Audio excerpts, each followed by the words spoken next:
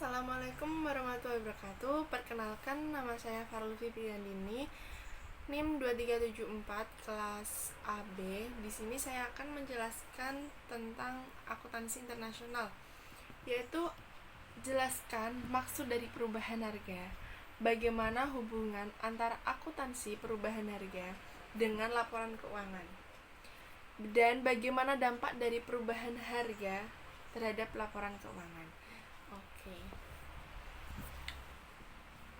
Perubahan harga tersendiri yaitu maknanya adalah perbedaan jumlah rupiah untuk memperoleh barang atau jasa yang sama pada waktu yang berbeda dalam pasar yang sama, seperti masukan dan pengeluaran. Untuk memahami perubahan harga sendiri akan lebih mudah apabila melakukan perbedaan terhadap keduanya, yaitu yang pertama, pergerakan harga umum merupakan suatu perubahan harga yang apabila secara rata-rata harga seluruh barang dan jasa dalam suatu perekonomian mengalami perubahan, seperti kenaikan harga secara keseluruhan sering disebut dengan inflasi, dan penurunan harga secara keseluruhan sering disebut dengan deflasi.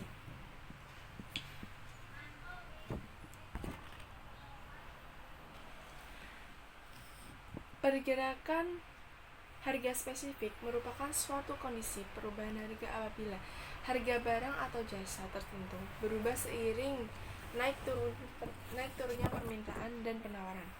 Tingkat harga yang stabil menjadi prioritas nasional bagi banyak negara di dunia, meskipun perubahan harga terjadi di seluruh dunia dan pengaruh terhadap pelaporan bisnis dan keuangan berbeda-beda dari suatu negara ke negara yang lain.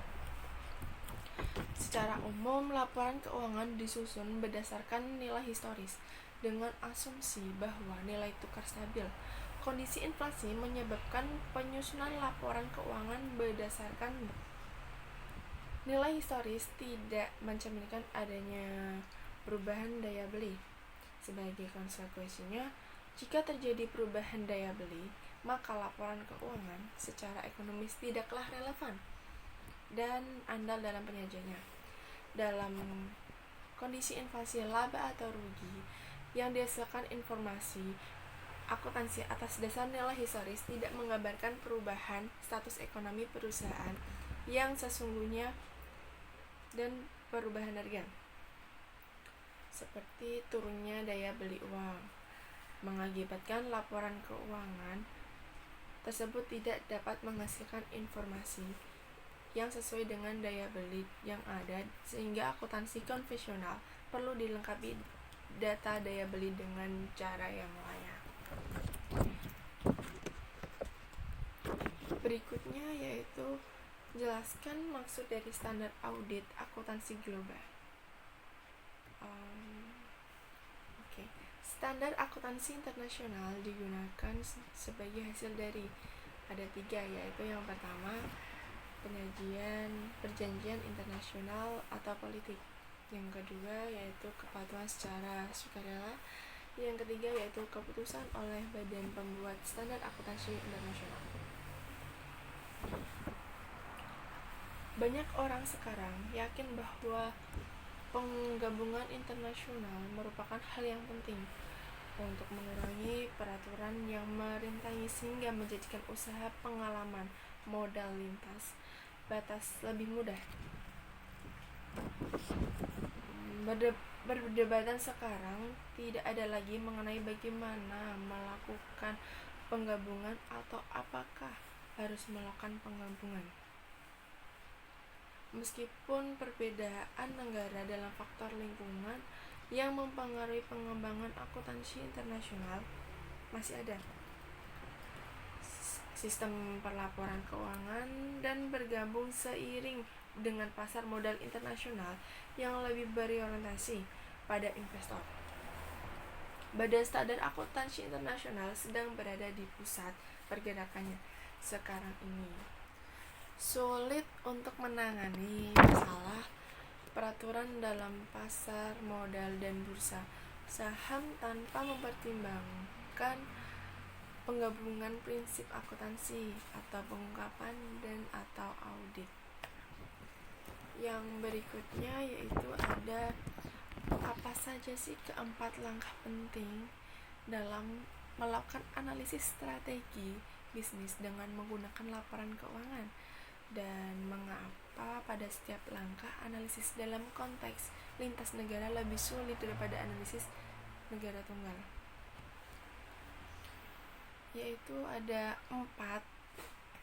Yang pertama yaitu analisis strategi bisnis, yang kedua analisis akuntansi, yang ketiga ada analisis keuangan, dan yang terakhir yaitu ada analisis prospektif internasional. Dalam analisis strategi usaha sulit dilakukan khususnya di beberapa negara. Kenapa sih?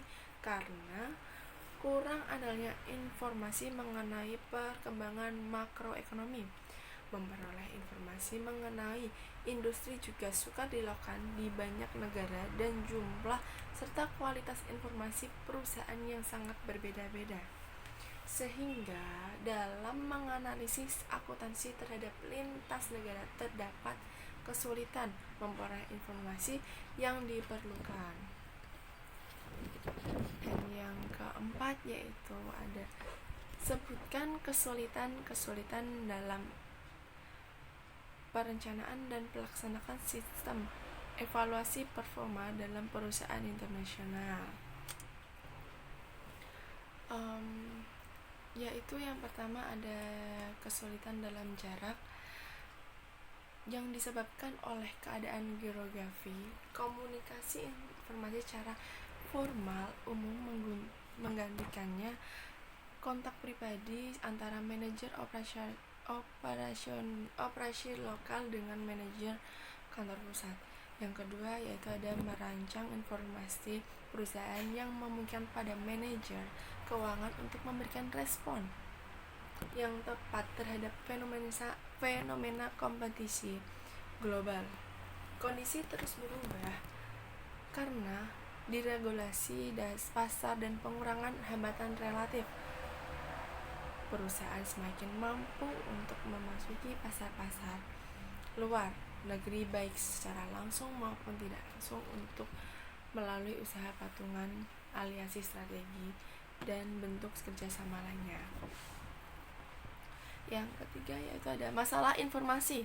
Manajemen perusahaan harus menentukan periode waktu yang relevan untuk laporan, tingkat akurasi yang diperlukan, frekuensi pelaporan, dan biaya serta manfaat penyelesaian dan penyampaian yang tepat waktu.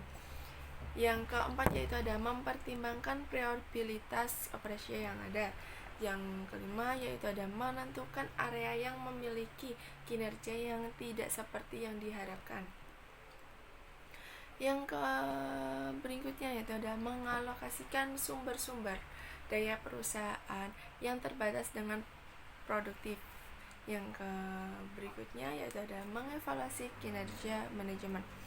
Yang terakhir yaitu ada memastikan perilaku manajemen konsisten dengan prioritas strategi. Dan yang kelima yaitu ada soal deskripsi apa saja yang perlu dalam manajemen risiko perusahaan.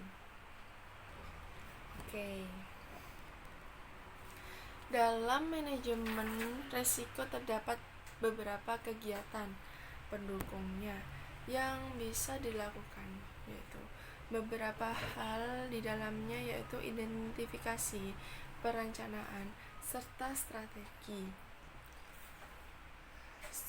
strategi tindakan, pengawasan hingga evaluasi menghadapi berbagai hal negatif.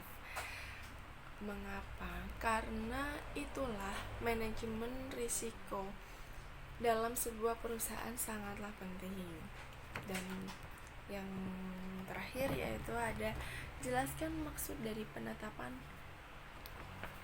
harga transfer dan bagaimana sih hubungan penetapan harga transfer dengan perpajakan internasional. Maksud dari harga transfer tersendiri atau sering disebut dengan transfer pricing yaitu harga yang ditimbulkan atas penyerahan barang atau jasa atau harga tak berwujud lainnya dari satu perusahaan ke perusahaan lain yang masih terikat dalam hubungan kepemilikan. Dan bagaimana hubungannya itu, dan harga transfer menjadi beban ketetapan utama yang dirancang untuk memperkecil perpajakan global yang sering menyimpankan sistem kontrol multinasional. Ketika setiap cabang perusahaan dinilai sebagai pusat keuntungan tersendiri, kebijakan ketetapan harga tersebut bisa menghasilkan ukuran performa yang menyimpang, di mana pada umumnya menjadi konflik antara target perusahaan pusat dengan cabang gitu.